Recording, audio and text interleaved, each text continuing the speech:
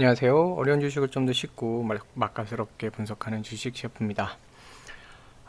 네.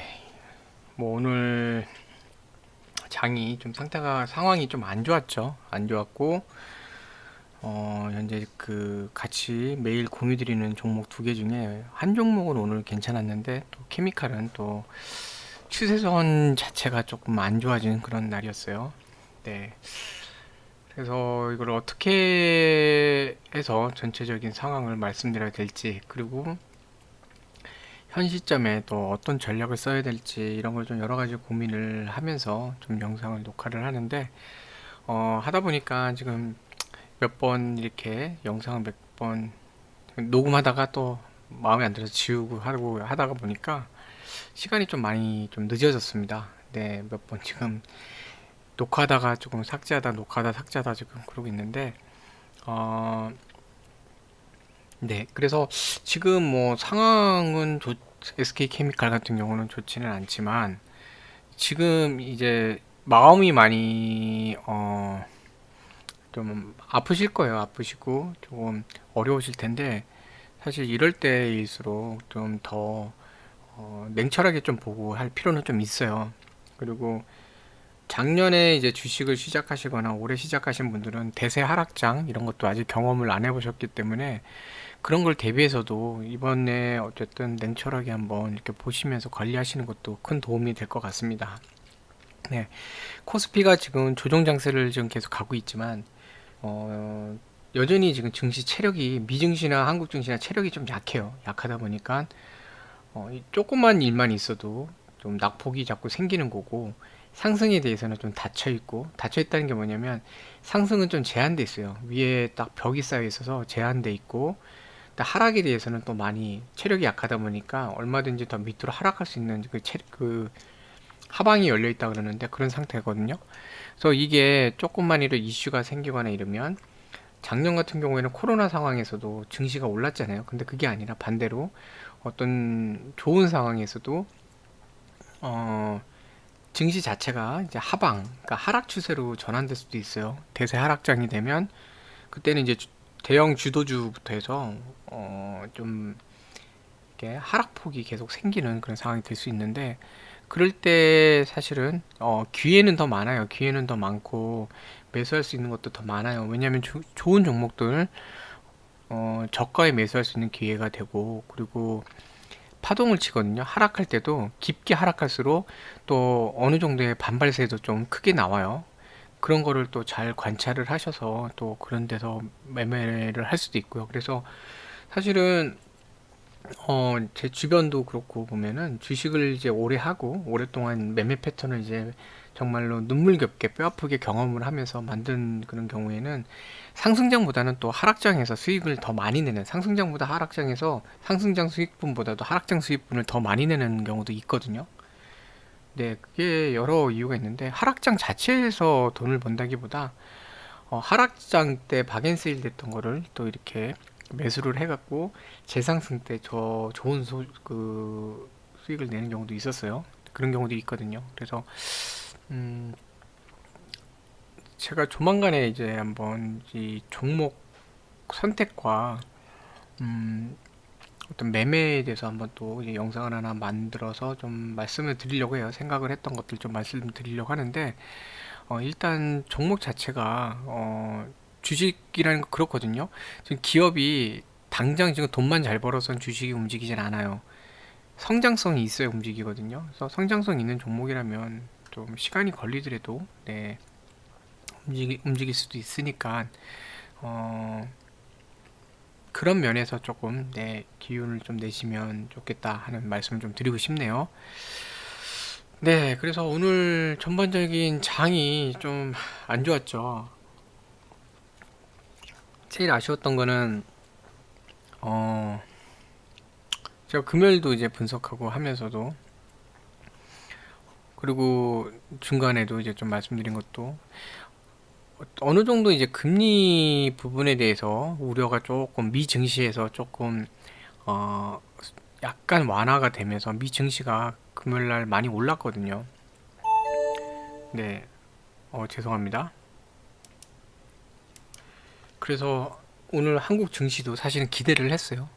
기대를 했고, 그래도 어느 정도 반등세가 나오겠다. 물론 지수가 장 초반에 반등을 했죠. 그러니까 어느 정도 상승을 했죠. 근데 제가 이제 말씀드렸듯이 지수는 3080을 향해 갈수록 네, 매도물이 나올 수밖에 없는 좀 그런 상황이에요. 그래서 오늘 이제 그런 부분에 대해서도 좀 우려를 좀 말씀드리기도 했었는데, 장 초반에 3055 이렇게 넘어가고 하면서 결국은 밀려나면서 이렇게 갔죠. 근데 이 상황에서 결국 장 초반부터 장 개시부터 예상과 전혀 다르게 갔던 부분이 뭐였냐면, 오늘 금융투자가 매도를 많이 했어요. 전반적인 지수 상황도 그렇고 그 금요일날 뉴욕 상황도 그렇고 오늘 금융투자 쪽, 그리고 이제 투신도 뭐 그렇고 이런 데도 있지만 금융투자 쪽에서 좀 더 매수 쪽으로 접근을 해서 올 거라고 좀 생각을 많이 했는데, 주말 동안에 이제 기관이 서로 간에 뭔가 협의를 했겠죠. 협의를 하면서 결정한 건은 뭐냐면, 연기금도 그렇고 연기금도 사실은 오늘 뼈 아팠어요. 오늘 같은 날은 특히 좀 뼈 아팠는데 장 초반부터 매도하자라고 조금 정해진 것 같아요. 그래서 프로그램 비차익 쪽도 그렇고 보면은 음, 오늘 장 개시부터 기관 매도가 좀 많았거든요.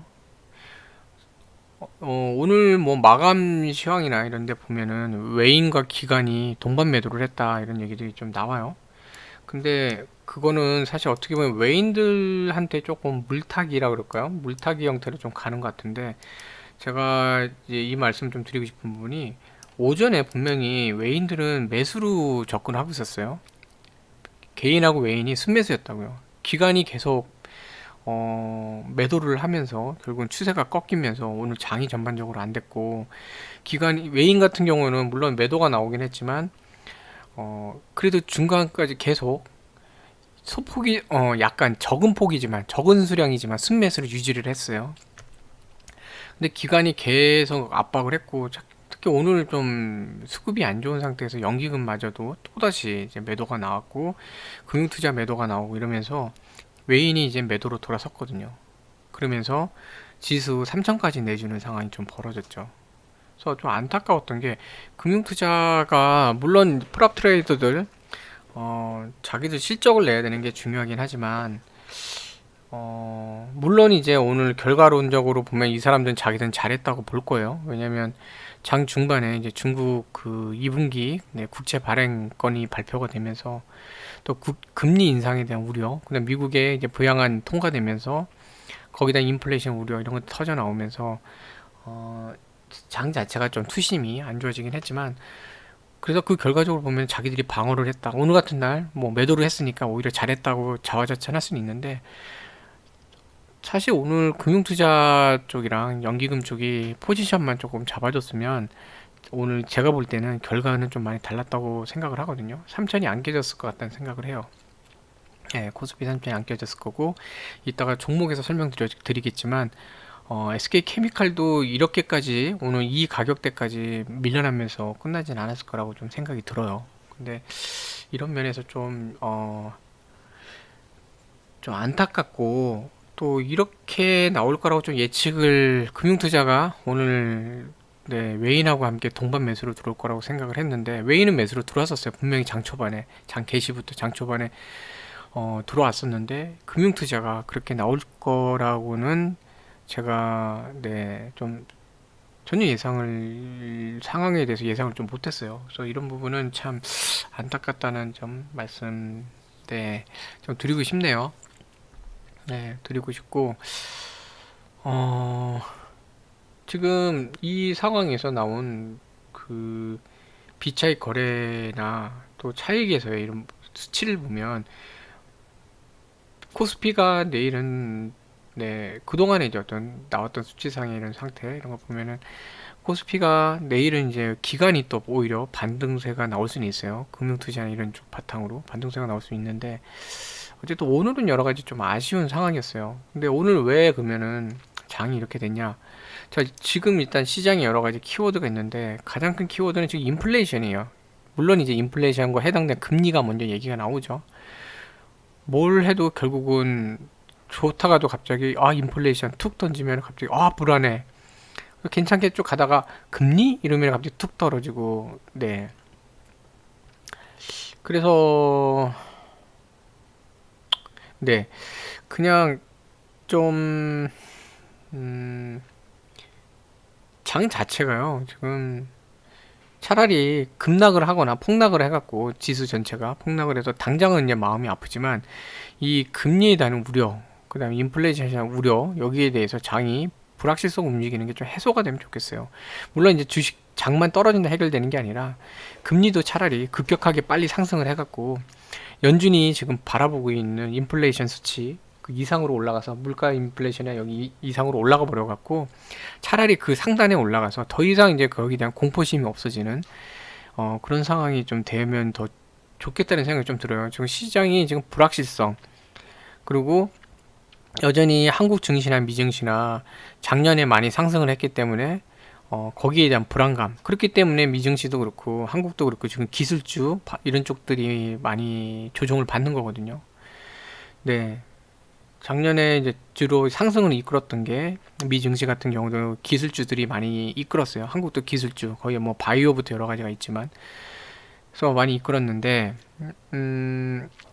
어찌됐건 지금 상황을 보면 그 금리와 인플레이션에 대해서 여전히 지금 계속 우려가 가고 있고 불안감이 있으니까 투심 자체가 열리지가 않아요. 열리지 않는다는 뜻이 매수세가 강하게 들어오지 않고 있습니다. 오히려 지금 위로 올라가기보다는 아래로 열려 있는 상태예요.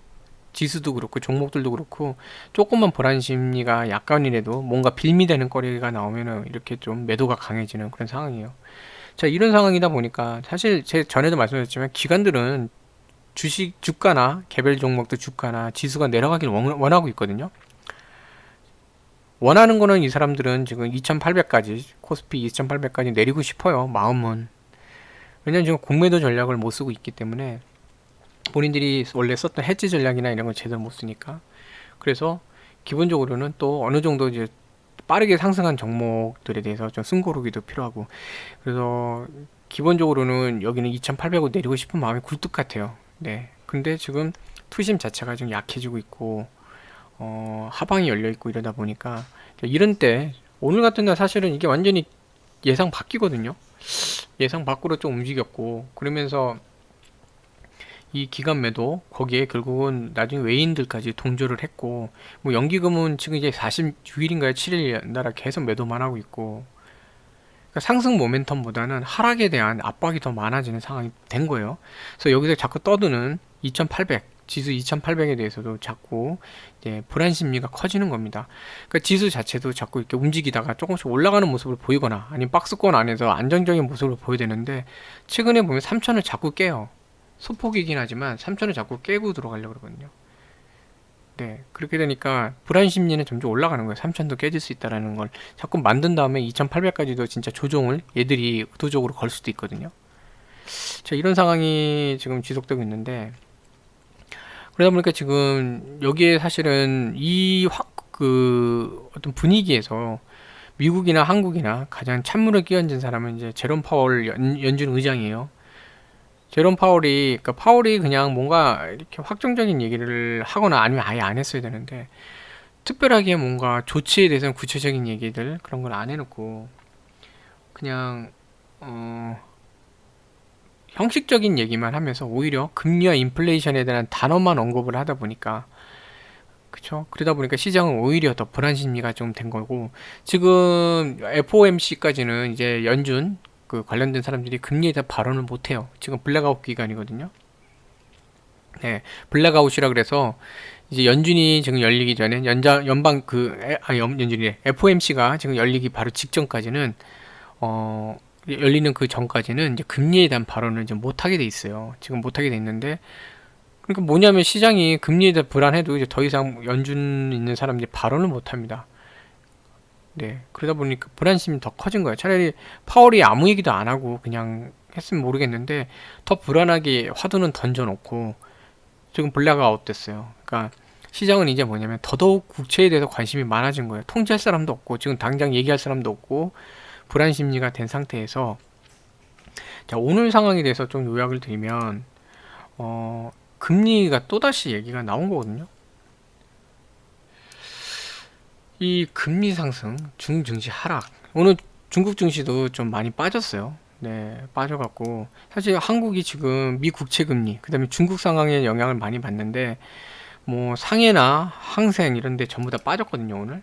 빠졌고 뭐 홍콩 이런 데도 지금 다 빠졌죠. 뭐 홍콩도 보면은 뭐 2%도 안팎으로 막 빠졌고, 네, 상해 뭐 이런 데 상해 종합 이런 데 2% 넘게 빠지고, 그러니까 중증시도 이렇게 하락을 했고 또 금리 상승에 대한 부담감 이게 생기면서 또 한국 증시 자체도 좀 흔들렸어요. 근데 이게 보면은 미국의 부양책 그 2조 2천 몇 조죠? 우리나라 돈으로. 네. 통과가 됐는데 그게 보면 경기 부양이다라고 처음에 좋아하다가 갑자기 돈이 많으면 인플레이션이야? 이 한마디. 근데 이 얘기를 제가 안 했던 것도 아니고 얘기를 했었어요. 그동안 그 얘기들이 나왔고, 물론 시장에 현금이 도니까 인플레이션 우려 분명히 생긴다. 특히 원자재나 이제 오일 이런 산업 개발과 관련된 쪽에서 먼저 산업재 인플레이션부터 이런 것들이 올 거다. 또는 원유나 이제 오일 쪽에서도 인플레이션 올 수 있다. 유가가 요즘 많이 상승하고 있잖아요. 그래서 그런 얘기는 분명히 나왔습니다. 나왔던 거고 몰랐던 것도 아니에요. 네. 그리고 거기에 대해서는 연준에서도 전에 그런 얘기도 했었죠. 경기가 네, 회복되고 발전되는 과정에 대해서 그 정도는 뭐 큰 문제 안 된다는 얘기도 했었어요. 근데 연준이 아무 말도 못하는 상황, 이 상황에 딱 맞춰갖고 여기에 대해서 또다시 경기 부양은 좋은데 그 많은 돈이 나오니까 인플레이션이야, 이 우려가 나온 겁니다. 그러면서 채권이 또 오른 거죠. 미국 국채가 올랐는데 이걸 갖다가 이제 이미 제가 볼 때는 한국 기관은, 특히 금융투자하는 기관은 바이든 정부의 그런 추가 보양안은 이미 그 미국 민주당이 다 해놨기 때문에 통과가 안 될 수 없는 상황이었고, 뭐 어차피 승인 나는 거야 뭐 뻔한 얘기였고. 자, 그러면 그 뻔한 그 상황에서 그러면 이거를 인플레이션이랑 우려가 나온다라고 미리 판단을 한 거죠. 그렇게 하면서 그런 것 때문에 사실 금융투자가 오늘 이제 장 개시부터 매도로 나온 거 아닌가 싶기도 해요. 네, 그래서 여기도 나오잖아요. 금리 상승 빌미란 얘기가 나죠. 이걸 빌미로. 네. 그래갖고 이 그 여파로 네, 미국도 이제 장외에서 선물이 하락하는 그런 모습을 좀 보이고 있는데, 시간에 선물이 하락했었고, 네, 그 다음에 중국 증시도 이 건으로 이제 하락을 했고요. 아까 2% 정도 이렇게. 자, 이러면서 이제 금리에 대한 우려가 또다시 터졌어요. 한동안 이제 그 지지난주에 조금 잠잠해지나 했거든요. 근데 또다시 터졌습니다. 네. 그래서 지금 나스닥 선물 막 1% 넘게 이렇게 하락도 나오고 그런 상태라, 결국 그런 불안 심리, 금리가 또 문제가 되는구나 라는 얘기가 좀 다시 나온 거예요. 그러면서 이제 오늘 이제 투심도 그렇고 여러 가지가 안 좋은 상태에서 기관들 매도, 그 다음에 이런 얘기들이 계속 나오면서 결국은 외인들마저 이제 매도로 그러니까 매도로 이렇게 가면서 정체적인 그 시장 상황이 좀 안 좋아졌죠. 그런 상황에서 또 이제 엎친 데 덮친 격으로 어디로 갔죠? 뭐라. 자, 장중에 또 이런 얘기까지 나와요. 중국의 2분기 국채 발행이 최대. 이것도 마찬가지로 인플레이션 우려가 나오는 거죠. 국채를 발행을 많이 하려면 이런 국채 수량이 많기 때문에 이거를 다 해소시키기 위해서는 금리를 많이 올려줘야 또 많이 사겠다는 사람들이 오잖아요. 그렇죠? 그래서 금리가 올라가는 거거든요. 그러니까 한국 증시 자체가 지금 미국 금리에 대해서 지금 머리 아파 죽겠는데 중국 금리까지 나온 거예요. 지금 국채 금리.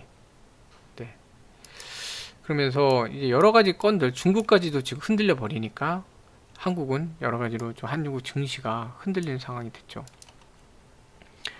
그래서 한국뿐만이 아닙니다. 아시아 전체가 지금 영향을 받았어요. 미 국채금리에 대한 건은 특히 아시아 전체가 받았고, 한국은 이제 중국에 저런 것까지 지금 영향을 받았는데, 자, 그럼 여기서 지금 전략을 어떻게 세워야 되냐?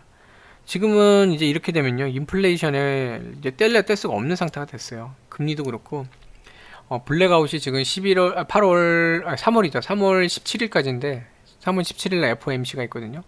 그때까지는 계속 이 상황이 벌어질 거고, 네. 그래서 오늘도 이제 상황을 보면 딱 보여.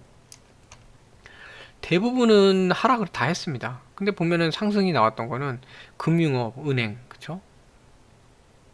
그다음 보험, 그 다음에 철강금도. 자, 이게 뭐냐면 인플레이션, 금리 인상. 얘네들은 다 금리 인상이, 금리 인상하면은 보통 오르는 데잖아요. 금융, 은행, 보험, 그쵸? 그 다음에 철강은 모든 산업지수에 있어서 가장 선행하잖아요. 그러니까 경기 이제 민감주라고 그러죠. 경기가 발전할 때. 그러면 이제는 약간 이제 이런 쪽들을 관심을 가져야 되는 상황이 이제 된 겁니다. 그래서 이런 오늘 포스코 장중에 3%대 넘게도 올라갔죠. 네. 포스코는 한번 제가 종목 분석을 한 적도 있고, 네, 사실은 저도 이제 보유하고 있긴 한데 이 포스코 같은 경우도 좀 그렇게 움직임이 있었고, 현대제철, 네, 고려제강인 한국철강이나 이런 데도 그렇고 여러 가지 이런 그 경기 선행을, 그러니까 그 경기가 발전할 때 필요한 그런 쪽들 여기가 지금 올라가고 있어요. 은행주들, 그쵸? 은행주들도 그렇고 금융 쪽도 사실 이제 지주사라 이제 금융으로 좀 돼 있기 때문에 은행이죠. 자, 이런 쪽이 지금 움직이고 있거든요. 그러니까 지금 한동안은 어쩔 수 없는 것 같아요. 금리, 그 다음에 인플레이션을 생각을 해서 그런 거를 바탕으로 이제 일정 금액에 대해서는 그런 쪽을 좀 포트폴리오에서 약간은 좀 가져가시는 게 맞지 않나. FOMC 전까지는 자꾸 이런 상황이 좀 벌어질 것 같아요. 업종들도. 네. 그래서 지금 뭐 의약품 쪽도 좀 많이 빠졌죠. 오늘 전반적으로 의약품도 많이 빠졌어요. 의약품 계통들. 네, 많이 빠졌고, 어, 전기전자 이런 쪽도 그렇고, 또 대형주, 네, 많이 빠졌죠. 쪽. 자, 이런 상태예요. 삼성전자도 어쨌든 오늘 낙폭이 많이 있다가 좀 회복이 되긴 했는데, 자, 그래서 지금은 기존에 이제 올랐던 전기, 전자, 바이오, 반도체들 막 이런 데들 여기가 좀 약세가 어쨌든 한동안 될 수 있을 거라고 보여지고, 그러면은 금리 그 다음에 어, 경기 회복 관련된 쪽을 좀 어느 정도 좀 봐야 되지 않을까 그런 생각이 좀 듭니다. 자, 그래서 지금 종목 자체가 좀 어려운 상황이긴 하지만 어, 그냥 그렇다고 또 기다리실 수 없는 분들도 계시니까 그래서 이런 형태로 조금 봐야 되지 않을까 하는 생각이 좀 들어요. 네, 그러니까 포트폴리오를 약간 이런 쪽을 같이 일정 비율을 잡아보시는 것도 좋지 않을까 하는 생각이 좀 듭니다. 그래서 경기가 직접적으로 또 발전을 한다 그러면 뭐 건설이나 운수 쪽도 좀 좋아질 거예요. 네, 그런 것도 좀 있을 거고 오일이나 이런 것들 유가가 자꾸 상승하고 하다 보면은 또 플랜트 쪽도 많이 좀 발전하고 올라갈 수 있고 그런 거를 좀 같이 좀 감안해 보시면 좋을 것 같고요. 코로나 상황이 이제 끝나면 소비주나 이제 여행주 쪽도 조금씩 움직일 것 같거든요. 이제 그런 것도 좀 같이 보시면 좋을 것 같습니다. 네, 그래서 이렇게 좀 전반적인 상황 좀 설명드렸고 SK케미칼, 네, 뭐 수요 예측도 그렇고 여러 가지 다 나왔습니다. 그리고 이제 뭐 상장됐을 때 뭐 이렇게 공시가 나와요. 양도 결정, 네, 이런 게 나옵니다. 이게 뭐냐면 이번에 SK 바이오사이언스에 대해서 765만 주, 네, 보유 지분 중에서 765만 주에는 구주 매출로 내놨잖아요, 그렇죠? 그래서 이거는 어떻게 보면 판매되는 주식 수예요. 그렇기 때문에 감소되는 주식 수라 이제 공시 대상이고 대주주잖아요. 그래서 양도 금액은 처음에 이제 밴드였죠. 49,000원, 65,000원. 그래서 최저단인 그 49,000원 기준으로 작성을 한 겁니다. 근데 65,000원 확정됐기 때문에 65,000원으로 재작성해서 공시한 거예요. 그래서 이렇게 이제 공시를 한 겁니다. 그래서 일반적으로 자회사 상장 때는 이런 공시들이 떠요. 그래서 이런 내용이 나오면 아 그거구나 하시면 됩니다. 마찬가지입니다. 이런 거 목적이 나오고 네 여기에 대해서 이런 식으로 나와요. 전체 이제 신주 주식수 이제 그 중에 기존에 이만큼이고 네 그래서 이런 주식 변화에 대한 거 그다음에 단가가 얼마짜리 뭐 이런 것들 네 우리 사주 그 비율은 몇 퍼센트 이런 게 참 나옵니다. 그래서 그런 내용이고 네, 상장되고 나면은 어쨌든 지분은 이제 68.43인데 뭐 3분의 2는 넘기 때문에 그리고 3분의 2가 넘기 때문에 뭐 특별 네, 주총도 그 회의만 이런 것도 다 가능해요. 어쨌든 본인이 이제 여러 가지 중요한 사항, 네, 특별 사항들까지 결정할 수 있는 뭐 완전 대주주고, 특히 50% 더하기 1주기 한 주 이상이기 때문에 지배 구조에 있어요. 그래서 지배 회사입니다. 지배 회사고, 네, 그런 형태로 돼 있어요. 그래서 요 내용들은 뭐, 네, 별도의 그 내용이니까. 자, 그래서 이제 중요한 건 뭐냐면 이제 이 상황인데, 제가 이제 어저께 좀 설명드리면서 좀 말씀드렸던 부분이, 음, 장 초반이 중요하다고 좀 말씀드렸었거든요. 9시에 갭으로 출발을 해서 이제 갈 건데, 음, 그때 이제 버텨야 된다라고 좀 말씀을 드렸었어요. 그게 되게 중요한 위치였거든요. 처음에 갭으로 출발하고 이제 버텨야 되는데, 그래서 자리도 그렇고 이 저항 차트도 나왔기 때문에, 캔들도 나왔기 때문에 갭으로 출발했죠. 네, 보시면 시초가 자체 갭으로 올라갔어요. 올라갔고 31만 9천 원으로 이제 올라갔어요. 그래서 고가는 살짝 위에 올라가서 31만 9,500원. 그래서 전반적인 상황을 보면은 이제 올라갔고 이제 밀렸죠. 여기서 이제 버텨야 된다고 좀 많이 말씀드렸었거든요. 9시 10분 버텨주는 게 중요하다고 했는데 이때 그냥 밀려버렸어요. 이게 제일 안타까운 것 같아요. 이때 밀리고 나서도 사실 31만 원을 바탕으로 반등을 했으면 되는데 계속 밀려났죠. 네, 계속 밀려나면서 이제 이런 추세가 좀 돼버렸거든요. 그래서 그 매도 자체가 이 기간 매도가 좀 장 초반부터 많았어요. 연기금도 뭐 매도를 했고, 네, 연기금 같은 경우는 매도예요. 거의. 네, 2만 404인데 보시면 매수는 거의 없어요. 네. 자, 그래서 장 초반에 이 금융권들이 좀 매도가 많았고, 그러면서 이제 점심 때 가면서 외국계들도 좀 매도가 많이 늘어났거든요. 그런 상황이었고, 그래서 이 부분이 좀 안타깝습니다. 아까 이제 제가 지수에서도 말씀드린 게 다 요건데, 오늘 금융투자가 조금만 매수 형태로 들어와 줬으면 이 갭으로 출발한 상태에서 버텨내면서 다시 한번 이제 올라갈 수 있는 여지를 만들 수 있었는데, 오히려 금융투자 쪽이 매도가 나왔어요. 이때 이제 매도가 나오면서 오히려 더 조금 주가가 밀려나는 모습을 좀 보였거든요. 네. 그래서 프로그램 형태도 보면요. 네, 장이 개시됐죠. 9시에. 이때만 뭐 개시되자마자부터 보면은 매도물이 나옵니다. 네. 이 매도가 이렇게 나오면서 좀 전반적으로 하루 종일 이제 매도량을 이렇게 쭉 늘려나가죠. 그쵸? 그러니까 좀 안타까운 상황이 이때 매수를 안 해주더라도 조금만 이렇게 한 9시 반까지 30분 정도만 좀 기다려줬으면 그래도 어느 정도는 좀, 네, 자리를 잡을 수 있었는데, 기간 자체가 이제 특히 금융투자 자체가 오늘 전반적으로 이제 매도를 하기로 좀 하고 나온 날이라, 네, 그런 날이다 보니까 이 종목 자체도 좀 영향을 받았던 것 같아요. 그래서 금융투자 매도, 그다음에 연기금 매도, 이거에 좀 많이 좀 아쉬운 그런 상황이 좀 됐습니다. 자, 그래서 지금 보면은 전반적으로 상황이 좋지는 않아요. 좋지도 않고, 기간은 뭐 전체가 매도죠. 전체가 순매도 상태고, 그리고 매도 이 규모에 비해서 지금 매수를 보시면 그렇게 뭐 정말 소량이에요. 지금 매수에 대해서 별로 이렇게 포지션을 잡고 있지 않아요. 근데 여기서 그나마 뭐라 그럴까요? 희망적인 거는 이 상황에서도 외인들이 지금 순매수 상태예요. 네.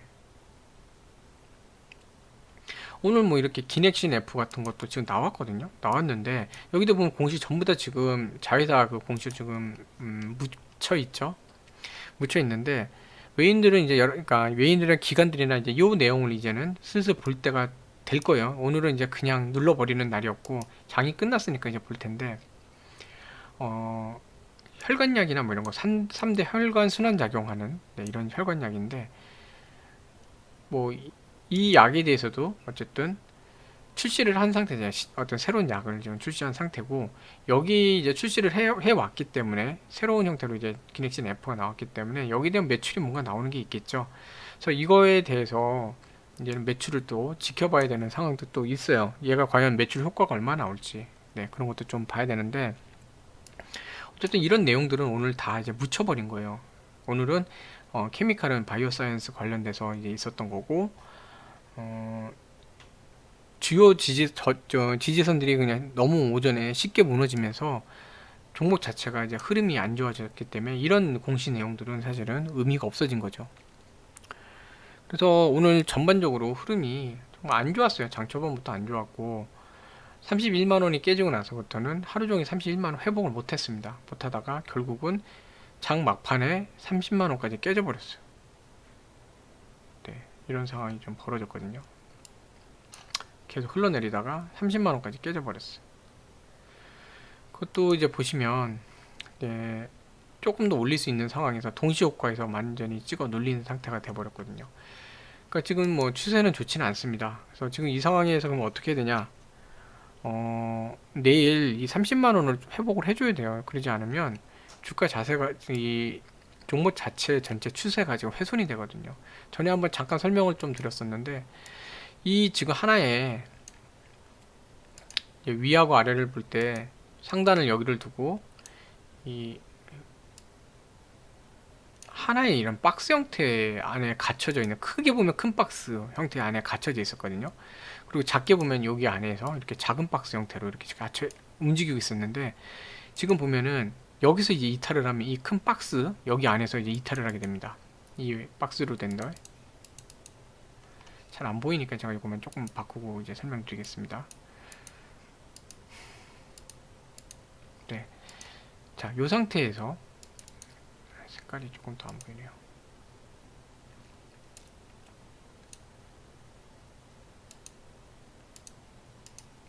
이 밖에 이 박스 안에서 밀려나면요, 그때는 이 추세상 상당히 힘들어지는 상황이 벌어져요. 네. 그래서 안타깝지만 전에 이제 한번 상승정연에 그 봤던 요런 자리들, 그 여기 한번 지지를 좀 받을 수 있었던 요런 자리들, 그쵸? 이런 데까지도 이제 조정폭이 나올 수 있어요.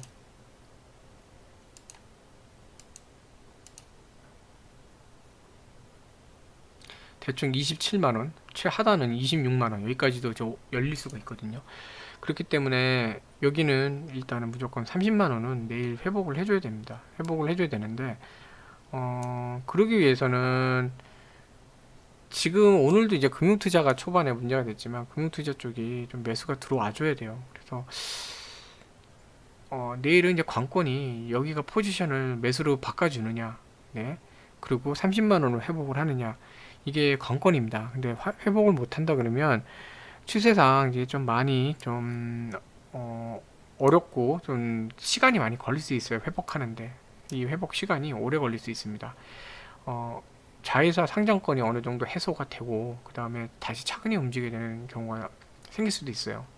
그렇기 때문에 무조건 일단은 30만원은 회복을 해야 되는 그런 자리입니다. 근데 여기서 보시면 40만원에서 여기 40만원 쪽 위치죠. 35만원 이게 깨지는 데까지 보시면 여기 위치에서 여기 있었죠. 하나 둘 셋 넷 4일 정도밖에 안 걸렸고 여기서 30만원 깨지는 데까지는 하나 둘 3일밖에 안 걸렸어요. 그게 뭐냐면 나폭 그래프가 상당히 지금 가파릅니다. 상당히 가파르게 내려와요. 가파르게 내려온 거는 이제 가파르게 올라가는 거에 대해서도 부담이 있지만 가파르게 내려가는 거에 대해서도 반발 심리가 있거든요. 그러니까 이제 기대할 수 있는 건 이제 그런 겁니다. 낙폭 자체가 이렇게 가파를 때는 소폭이라도 반등세가 나오잖아요. 그쵸? 네, 그런 것처럼 이제 가파르게 여기서 지금 여기까지 상당히 지금 많이 좀 내려왔거든요. 여기서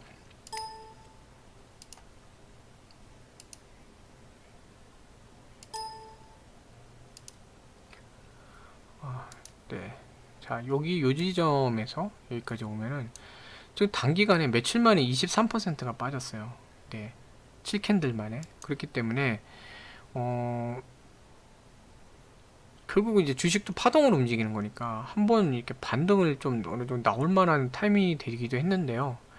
그래서 지금 그걸 위해서는 오늘 사실 예상 못했던 게 금융투자였잖아요. 이렇게까지 나올 줄은 몰랐는데 이쪽이 뭔가 매수를 좀 할 만한 그런 상황이 좀 돼야 될 것 같아요. 근데 그럴 만한 게 지금 네, 사실 지금 뭐 이렇게 신약들이 출시되는 이런 분위기 여기에 대해서 사실 좋게 보거나 아니면 낙폭이 좀 컸다. 처음에는 사실 기관이 매도를 하면서 주가가 좀 떨어졌잖아요. 31만 9천 원에서 시작한 주가가 거의 31만 원 아래로 30만 원 위에 31만 원 아래 한 30만 6천 원까지 좀 내려온 상황이었는데 그 다음에 외인들도 어느 정도 가세하고 개인들 매도가 나오면서 더 내려갔거든요. 그러니까 본인들이 계획했던 것보다 좀 매도나 이 하락이 좀 더 과했다고 보면 어느 정도 매수가 좀 들어올 수도 있을 것 같아요. 근데 다만 이제 연기금이 지금 이렇게 많이 지금 매도를 하면서 거의 오늘 매수는 안 했잖아요. 그냥 순 매도만 한 상태이기 때문에 투심이 약한 상태에서 연기금의 저 매도는 좀 뼈 아프거든요. 약간 이런 규모는. 그래서 연기금이 매도를 좀 줄여주면서 네, 금융투자가 매수, 외인들도 약간이라도 이렇게 매수 포지션 어느 정도 잡아주는 게 좀 중요합니다. 그래서 이런 게 들어와줘야 내일은 또 지금 당장 이제 눈에 보이는 모멘텀이 없는 상태에서는 결국은 그거예요. 과하다. 매도가 그러니까 하락이 과하다. 이런 반발 매수 매도가 반발 매수인데 이 반발성 반등이 결국 지금 현재로서는 기대할 수가 있는 이제 어떻게 보면은 뭐 유일한 그런 건이에요. 단기적으로는.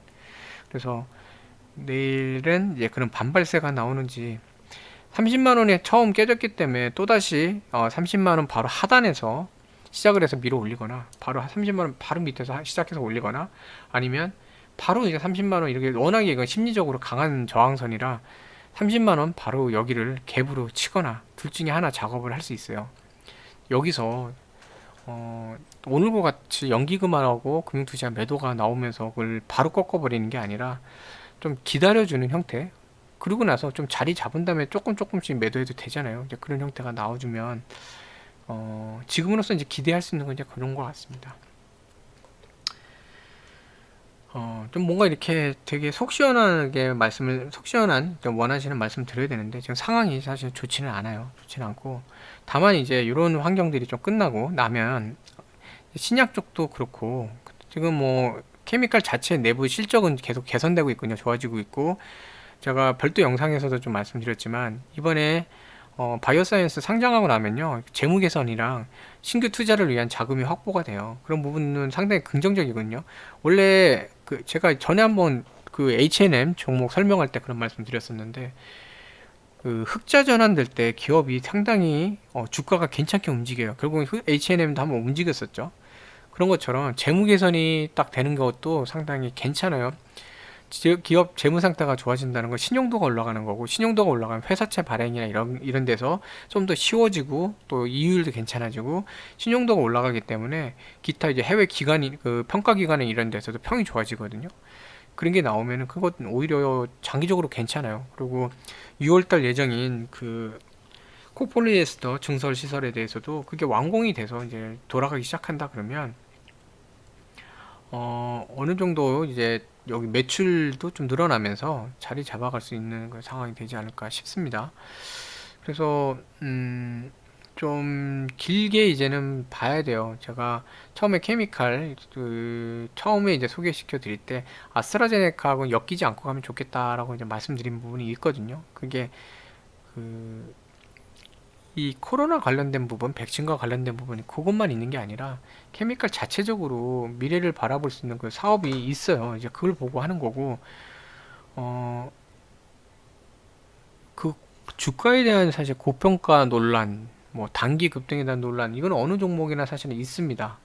LG화학 예전에 뭐 훨씬 주가 쌀 때도 고평가다 그랬는데 한참 올라갔고, 삼성전자 제 기억에 삼성전자 전 20 몇만 원, 30 몇만 원일 때도 거래를 했었거든요. 옛날에. 그때도 비싸다 이 얘기했지만 결국 삼성전자 나중에 이제 100만 원 이상 갔었잖아요. 100만 원 훨씬 넘어서 갔었죠. 그런 게 있거든요. 이제 항상 그렇게 움직이고 물론 이제 아무 종목이라 그런 게 아니라 성장성이 있는 종목들, 성장할 부분이 있는 종목들은 그게 있습니다. 그래서 시간이 좀 어떻게 되느냐 차이긴 한데 케미칼 같은 경우에 제가 볼 때는 보유하고 있는 기술이나 미래에 대한 방향성 이런 게 되게 괜찮다고 보거든요.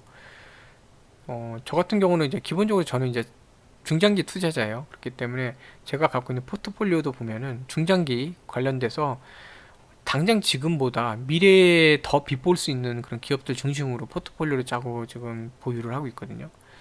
그래서 그런 맥락에서 케미칼도 어느 정도 그렇게 좀 바라볼 수 있는 종목이라고 저는 생각을 합니다. 네.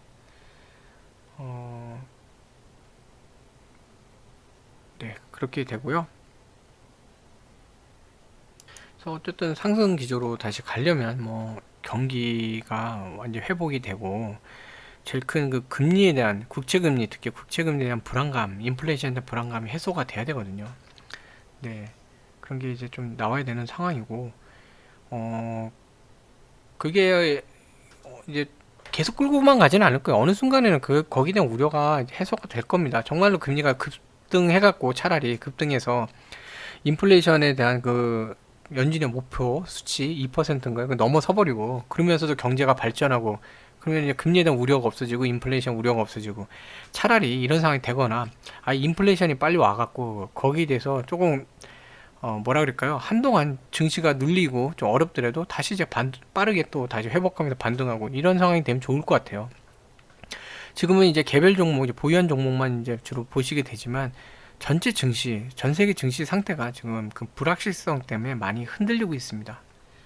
네, 그런 상태고, 그 뭐 버핏, 그 워런 버핏도 네, 그런 얘기를 했거든요. 지금 미국에 맞서 투자하지 말라. 거기 어디 있을 텐데, 네, 여기 있네요. 이런 얘기를 했어요.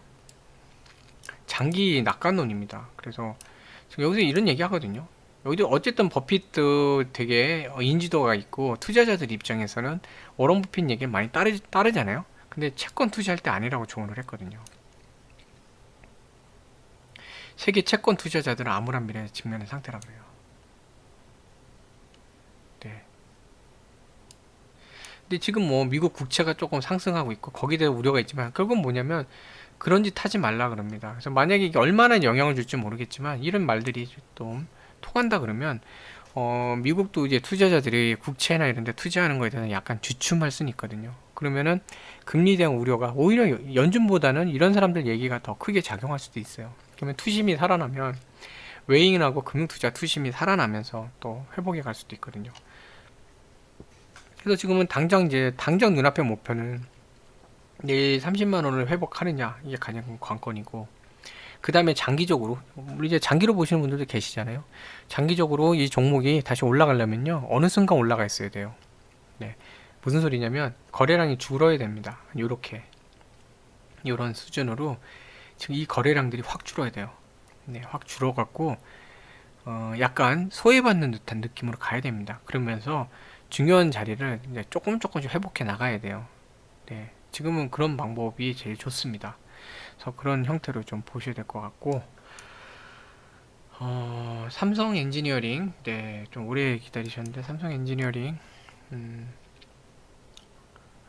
앞에서 이렇게 무거운 얘기 드리고 나서 또 여기서 이렇게 또 밝은 얘기 하기가 좀 그렇긴 한데, 어쨌든 오늘 삼성 엔지니어링 완전 거래량이 그냥 폭발을 했어요.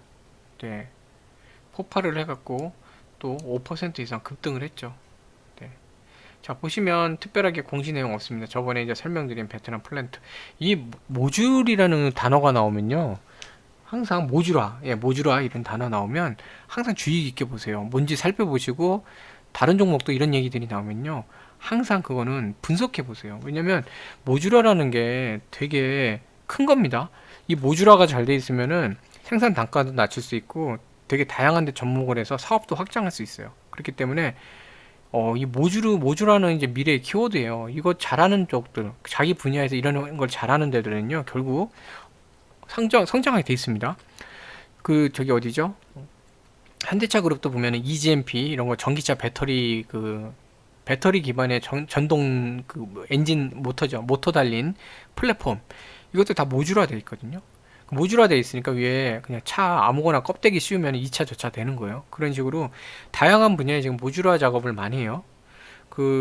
디스플레이 쪽도 그렇고 여기저기 모듈화를 많이 하는데 이런 모듈화 한다는 거 이거는 좀 주의 깊게 보시면 좋을 것 같습니다. 그래서 뭐 다른 거 특별한 거 없어요. 얘네가 왜 올랐냐? 그냥 유가 상승으로 오르는 겁니다. 지금 유가가 막 급격하게 오르고 있었잖아요. 최근에도. 그러니까 유가가 오르면 이제 중동 국가들 이런 데들이 어느 정도 돈이 벌잖아요. 중동 국가들 산유국들이 돈을 벌고 산유국들이 돈을 벌면 투자를 할 거잖아요. 투자를 하는데 어디 하냐면 이제 플랜트, 오일 플랜트나 이런 쪽, 이제 석유화 플랜트나 이런 데 할 거예요. 시설도 할 거고 돈을 많이 쓸 거잖아요. 그러면 돈을 많이 쓰니까 그만큼 여기에 해당되는 기업은 돈을 많이 벌겠죠. 근데 플랜트 사업이나 이런 쪽에 뭐 설계담부터 네, 피드라 그러죠. 앞에 프론트 엔드 엔지니어링 디자인인가요? 네, 그래서 피드담부터 해갖고 여기 뭐 기술력 다 갖고 있잖아요. 삼성 엔지니어링은요, 그 아예 그것까지 해요. 전체 공정에 대한 뭐 금액부터 방식부터 규모부터 이런 것까지 다 설계하거든요. 그리고 자기들이 설계한 거니까 또 본 사업도 자기들이 수주를 하는 거죠. 그래서 이 삼성 엔지니어링 같은 경우는 좀 싫어하시는 분들도 되게 많아요. 종목이 워낙 지지부진하니까. 주가가 지지부진하니까. 근데 되게 미래를 볼 때 좋은 기업입니다. 자, 보시면요. 연기금 매도 요거 했죠. 네. 금융투자 뭐 이런 매도 했지만 이 매수량 보세요. 56만이에요. 이거 얘네 같이 이런 기관성, 어떤 뭐 공공성을 가진 애들이 함부로 자산운용을 이렇게 포트폴리오 못 바꾸는데 이 보세요. 외국인 보세요. 난리가 났습니다. 네. 그러니까 지금 뭐 다른 공시 특별하게 나온 건 없어요. 네, 보이는 건 없는데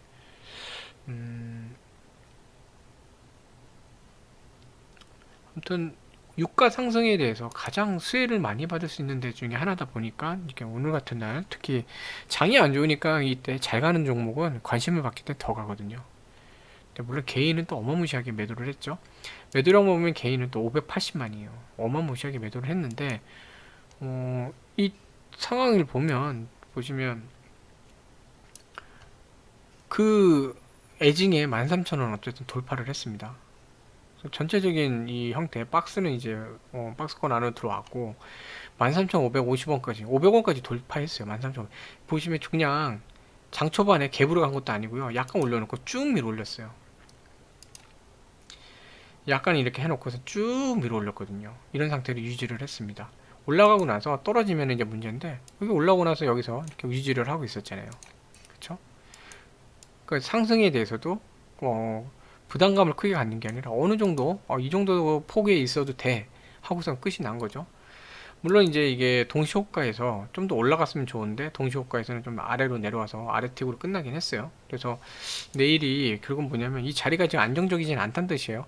13,500원 지켜내지 않으면 지금 또 큰 거래량 터지면서 올라왔기 때문에 거래량 터지면서 또 내려올 수도 있어요. 그래서 지금 상태에서는 제일 중요한 건 13,500원 지켜내야 돼요. 어떻게 지켜내야 돼요.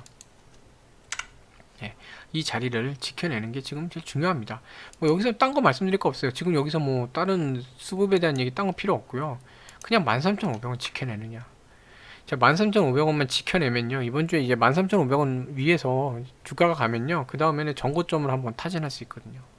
전체 장이 안 좋잖아요. 장이 안 좋고 순환매가 될 수밖에 없고 개별 종목 중에 약간 소외받았던 종목들이 이럴 때 또 부각을 받거든요. 그러니까 네. 이때쯤 되면은 좀 한번 이제 13,500원만 지켜내면은 할 수 있어요. 근데 긍정적으로만 보시면 안 되는 게 그동안 13,500원 보시면 여기도 한번 갑자기 급등한 적 있었죠. 전에 확 올라와 갖고 급등했을 때 바로 제자리로 갔었어요. 여기도 보면은 급등하고 밀려났거든요.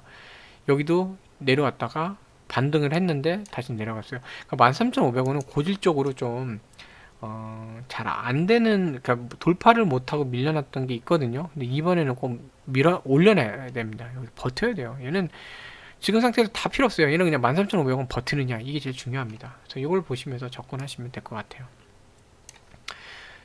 특히 이제 전에 이제 이때죠. 그때 한번 또 올라갔었던 거. 네, 13,500원짜리 장대 양봉 걸렸던 거. 요거. 자, 이렇게 한번 터지면서 네, 13,500원 좀 올라갔고 근데 또다시 매물이 나오면서 밀려 내려왔는데 이번에만큼은 좀 자리를 잡으면 좋겠어요. 그래서 이때 보면은 마찬가지로 개인은 팔고 외인하고 이 연기금이 동반 매수를 했거든요. 이번에 똑같이 연기금 외인이 동반 매수를 했는데 이때에 비해서 양이 많아요. 양이 많기 때문에 이번에는 조금 버틸 수도 있지 않을까 하는 생각도 좀 들긴 해요. 어쨌든 버텨내야죠. 뭐 얘네들도 보면 지금 상단에서도 많이 샀잖아요. 그쵸? 버텨내야죠 여기는. 그래서 이거 버텨내면은 뭐 전 고점까지 한번 또 타진을 하는 상황이 또 되지 않을까 하는 생각이 듭니다. 자, 그래서 좀 이렇게 설명을 좀 드렸는데 월요일부터 좀 기운이 빠지실 것 같지만 어쨌든 뭐 제가 참, 네, 뭐라고 말씀드려야 될지 참 모르겠어요. 제가 아까도 영상을 여러 번 하면서 지우면서도 참 어떻게 말씀드려야 될까, 참 그게 좀 안타깝긴 한데요. 솔직히 SK케미칼 같은 경우에는 제가 뭐 시장을 조정할 수 있을 정도의 그 종목 자체를 제 마음대로 쓸 정도의 자금력이 있다 그러면은 제 돈을 써서라도 주가를 올려놓고 싶어요. 근데 좀 어떻게 마음 편하시도록 40만 원이든 41만 원이든 올려놓고 싶은데 뭐 그 정도가 안 되니까 좀 안타깝고, 어, 좋은 케미칼 같은 경우 중요한 자리, 좋은 자리마다 뭔가 이렇게 외부적인 상황이 자꾸 터졌고, 사실은 이 공모권 나오기 전에도 상승을 해야 되는데, CS 증권에 이제 악성 매도도 있었고, 그 다음에 아스트라제네카 관련 이제 사망자 나온 것도 그게 투심이 흔들린 게 없지 않아요. 그런 것도 있었고, 타이밍들이 여러 가지로 참 안 맞는 것 같아요. 뭔가 올라가려고 그러면 이제 금리 문제 터져갖고 또 거기에 대해서 영향을 받았고. 하지만 저는 이제 어쨌든 SK케미칼은 장기적으로 볼 때 여전히 괜찮은 기업으로 보고 있습니다. 보고 있고 시간이 더 걸리는 게 저는 이제 안타까워요. 그리고 어, 좀 그런 부분에서는 좀 저도 약간 좀 뭐라 그럴까요? 안타깝고 또 이제 상당히 좀 죄송스러운 그런 부분이, 사실 저는 이제 오래 투자를 하면서 여러 가지 저도 많이 겪었었고, 저도 뭐, 못 모르고 이제 투자를 하다가 또 많이 고생도 해봤고 했는데, 뭐 지금 여기까지 올 때 이제 뭐, 저도 이제 여러 가지 산전수전 다 겪어봤거든요. 그래서 어느 정도 뭐 주식 흔들리는 거, 그리고 저는 이제 기본적으로 기업 가치를 보고 투자를 하기 때문에, 수익률은 잘 안 봐요. 네, 제 계좌의 수익률 이런 거 잘 안 봐요.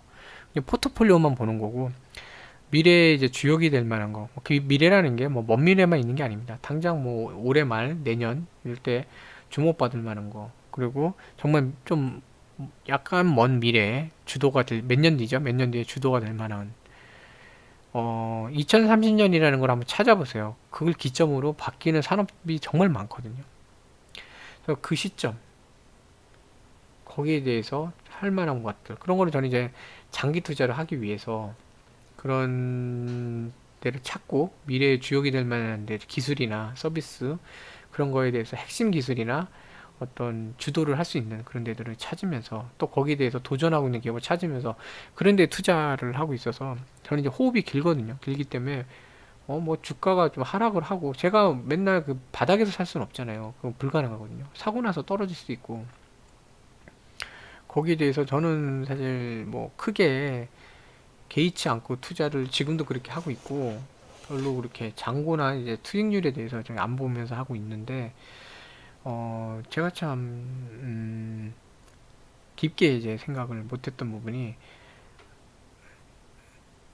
어찌됐건 단기로 보시는 분들이 없을 수가 없거든요. 근데 그 분들이 좀 중장기적인 관점으로 기업의 가치를 보고 중장기적인 투자를 하시게 좀 도와드리고 싶고, 그런 어떤 관점으로 이제 투자 어떤 마인드를 바꾸시는데 좀 도움을 드리고 싶고 그런 게 있었는데, 어, 제가 어떻게 보면 너무 제 관점을 좀 주장한 것도 있었던 것 같아요. 그러니까 중장기적인 그 투자 관점.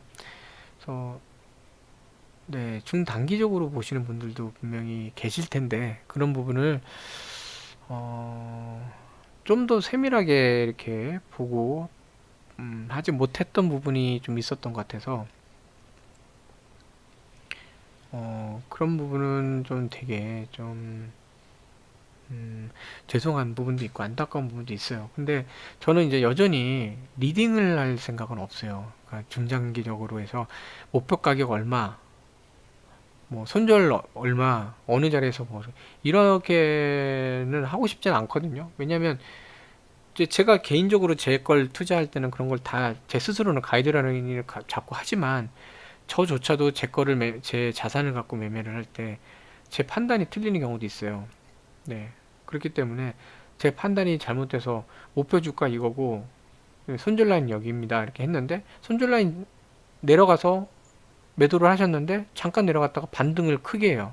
그거 안 파셨으면은 그 수익을 날 수 있는 건데, 제가 말씀드린 것 때문에 매도를 한단 말이에요. 그리고 또 그런 것도 있습니다.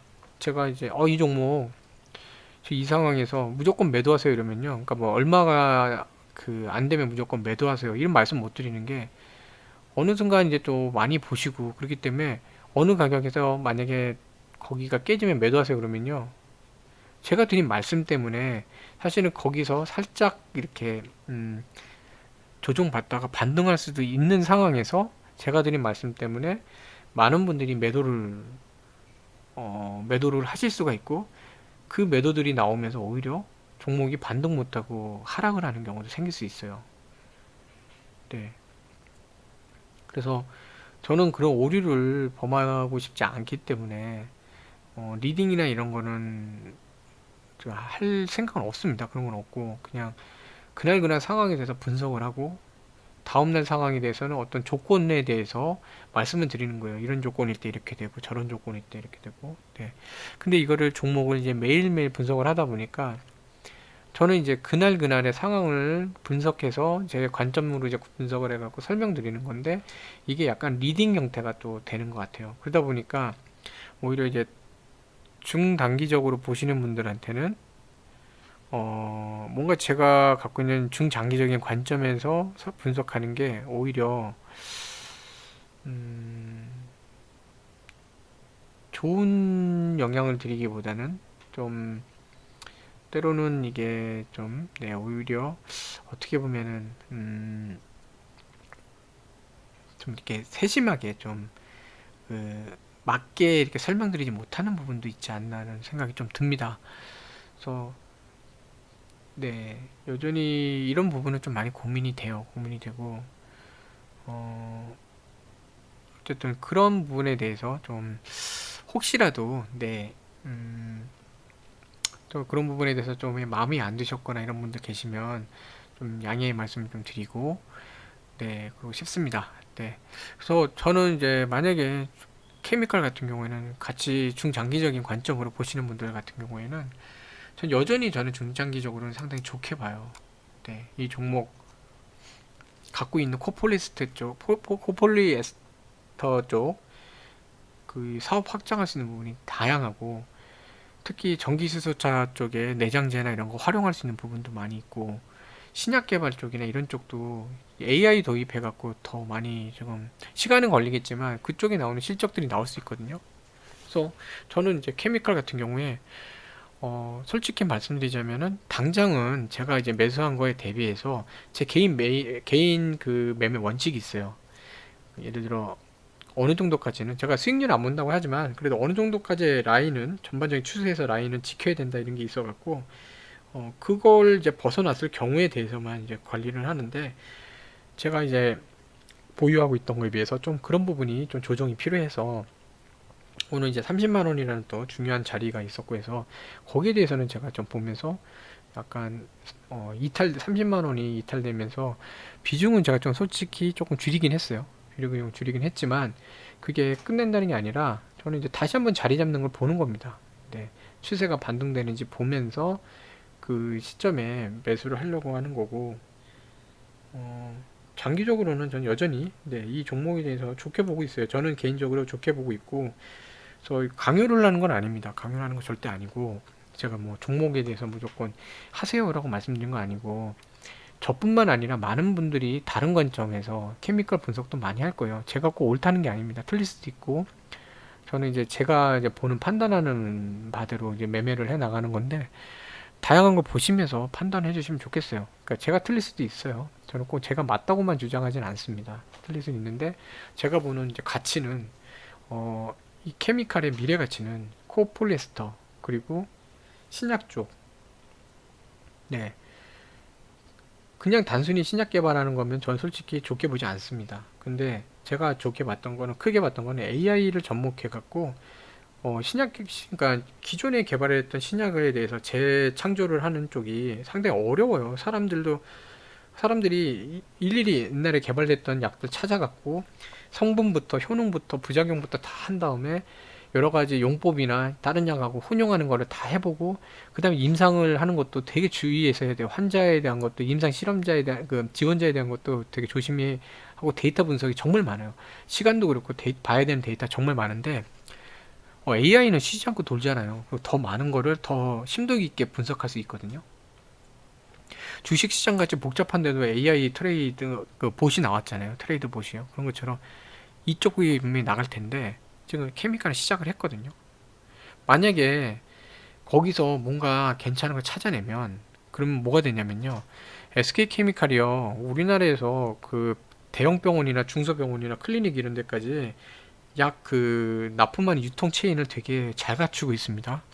영업망이 튼튼해요. 그렇기 때문에 해외에 여러 제약사들하고 제휴를 해서 공급을 하는 겁니다. 네. 근데 만약에 신약을 개발을 했다. 그리고 거기에 대해서 신약을 뭔가 찾아냈고 그게 정말 괜찮다. 그러면은요 바로 유통까지 돼요. 그러니까 실적으로까지 연결될 수 있는 게 좀 있는 상태거든요. 그래서 저는 SK 바이오사이언스 상장권은 사실 올해 큰 이벤트 중에 하나이기 때문에 그것도 같이 감안을 했지만 그리고 거기서 들어온 현금이 많기 때문에 재무구조 개선 이런 거에 대해서 감안을 했지만 저는 애초에 SK 케미칼은 코폴리에스터 쪽 네, 그리고 지금은 적자예요. 그 엔지니어링 그 플라스틱 쪽은 적자예요. 솔직히 적자인데 그 부분도 결국은 나중에 전기수소차 우리나라에서 지금 정부에서 당장 인프라 구축해 나가겠다 그러고 있죠. SK가 중심이 돼서 그런 사업도 지금 진행하고 있죠. 그런 게 갖춰지고 하면 거기에 대해서 준비된 데들이 바로 제안해서 들어갈 수 있고 SK그룹이잖아요. 얘도 어쨌든 네 지금 뭐 그 솔직히 얘기하자면 어 이 SK 케미칼 네 모회사죠. 모회사 지주회사인 SK 디스커버리 여기와 이제 SK그룹의 최태원 회장 간에는 어, 친척 관계죠. 친척 관계고 실질적인 지분 구조상은 서로 남남이에요. SK그룹하고 SK 디스커버리 이 양쪽 간에는 서로 남남입니다. 그동안 SK 네트워크스도 그렇고 여러 가지로 지분이 이제 서로 주고받고 했던 거 다 정리를 했기 때문에 사실상 지분 구조로 보자면 서로 남이에요. 하지만 같은 SK고 사촌지간이잖아요. 개인적으로 얘기할 수도 있고 그런 관계예요. 그러면 SK 케미칼이 준비가 된다 그러면 SK그룹도 SK이노베이션이나 이런 쪽에서 전기차 관련된 것도 하고 전기수소차 쪽도 하고 그리고 최근에 이제 보셨는지 모르겠지만 SK그룹도 점점 현대차 그룹하고도 일을 많이 하려고 하거든요. 그러면 여러 가지를 이렇게 볼 때 여기서 전기수소차에 대한 소재를 잘만 개발해내면요 유통망도 뚫리는 겁니다. 납품을 할 수 있는 거예요. 유통망이보다 고객을 확보하는 겁니다. 코폴리에스터 풍력도 그렇고 친환경 용기도 그렇고 다양한 데 많이 사용될 수 있어요. 특히 뭐 그런 거 있잖아요. 천연 화장품 이런 데 들어가는 친환경 용기들도 그렇고 유럽 같은 경우는요. 점점 법이 바뀌고 있어요. 뭐냐면 플라스틱 재사용에 대해서 법이 많이 나와요. 네. 이 친환경으로 소재가 돼서 썩는 소재를 쓰거나 아니면은 플라스틱 자체로 돼 있다 그러면은 그 플라스틱을 뭐 40% 이상 당장 40%인가 이상은 재활용해야 되고 나중에 미래에는 100% 재활용 가능한 플라스틱만 돼요. 근데 코폴리에스터는요 천연 그 중에 보면은 SK케미칼이 개발한 것 중에 보면은 옥수수 갖고 만든 것도 있어요. 천연 재료예요. 그러면 유럽이나 이런 데 진출할 때 이런 거 사용 안 할 수가 없어요. 그 미래에 대한 가치는요 무궁무진합니다. 근데 단기적으로 바이오 사이언스 관련된 건 뭐 그런 말 많이 나와요. 기존에 SK 바이오팜 네 당시에 이제 SK 지주가 갖고 있었죠. 그다음 빅히트 네 넷마블이죠. 이거랑 이제 비교해서 자회사 상장이 되고 나서 모회사 그러니까 지주사들은 미끄러져 내렸다. 주가가 한참 미끄러져 내렸다. 물론 이제 자회사 상장되고 나서 지주사 그 주식을 갖고 있는 데들이 그 상장 단기적인 재료 소멸로 하락은 할 수 있습니다. 하락을 할 수 있는데 이곳들하고 좀 차이는 있어요. 예를 들어 SK지주는 물론 지금 SK지주가 SK바이오팜 그 대주주죠. 아마 지분율도 거의 케미칼이 바이오사이언스 갖고 있는 거랑 비슷하지 않나요? 좀 비슷할 것 같은데 대신 뭐냐면요. SK지주는 그 예하에 있는 회사들이 엄청 많아요. 그래서 지주사가 투자가 어려운 게 각 그 예하에 있는 관계사, 자회사, 뭐 또는 때로는 투자사도 있겠죠. 그런 구조는 거의 없을 것 같긴 한데 어쨌든 관계사, 자회사들 거기에 모든 실적들을 다 종합해서 봐야 돼요. 주 LG다 그러면 LG 산하에 있는 여러 회사들을 다 봐야 돼요. 관계사, 자회사. 그런 것처럼 SK 지주 여기는 아래에 있는 모든 걸 다 봐야 돼요. 롯데 지주 아래에 있는 모든 걸 다 봐야 돼요. 그런 식이거든요. 그래서 신한지주 되게 SK지주 같은 경우는 바이오팜 자체만의 영향이 아니라 여러 가지 다양한 걸 봐야 돼요. 당장 SK네트워크스 지금 이번에 좀 문제가 좀 있죠. 그런 관련해서도 그렇고 여러 가지가 영향을 줍니다. 네. 그리고 제가 설명을 드렸지만 당시 바이오팜 네, 상장을 하면서 한 2천억인가 3천억인가 현금을 이제 구주 매출로 얻었는데 그 돈을 SK지주가 가진 게 아니라 사는 뭐 잉여자금이나 이런 걸로 이제 해서 바꿔놓은 게 아니고 현금성 자산으로 둔 게 아니라 주주 배분을 했어요. 그러니까 주주 배당금으로 줬고 그 다음에 SK 바이오팜에 필요한 그 미래 인프라에 대해서 재투자를 했어요.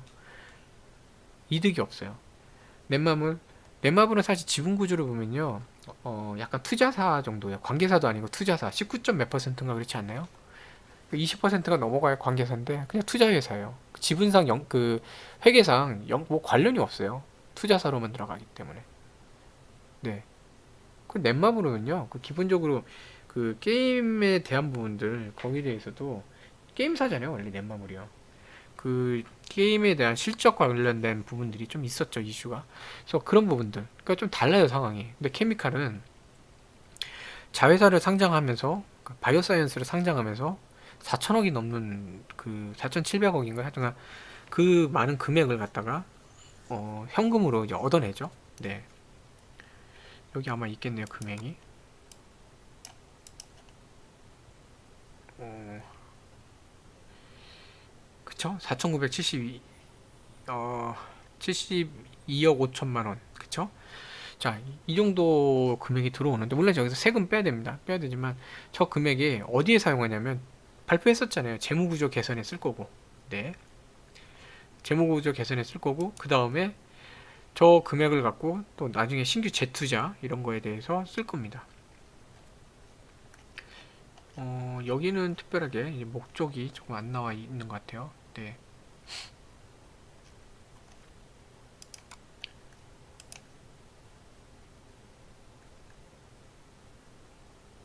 전에 거 이제 찾아보면 이제 있을 텐데 여기는 지금 당장은 안 써 있네요. 지금 뭐 여기서 다 찾아보고 그러기는 좀 그렇긴 한데 네. 음, 아무튼 그래서 그 본인들 거기에 네, 사용을 합니다. 네. 그러니까 자기들한테 쓰는 거예요. 자기들이 바로 이점을 얻는 겁니다. 저 돈이. 그래서 이런 부분에서는 차이가 있어요. 그래서 단기 재료 소멸로 인해서 조정 받을 수 있습니다. 받을 수 있는데 결국은 재무 구조가 개선됐고 미래에 좋은 어떤 사업을 할 수 있는 그 토대를 마련을 하는 거예요.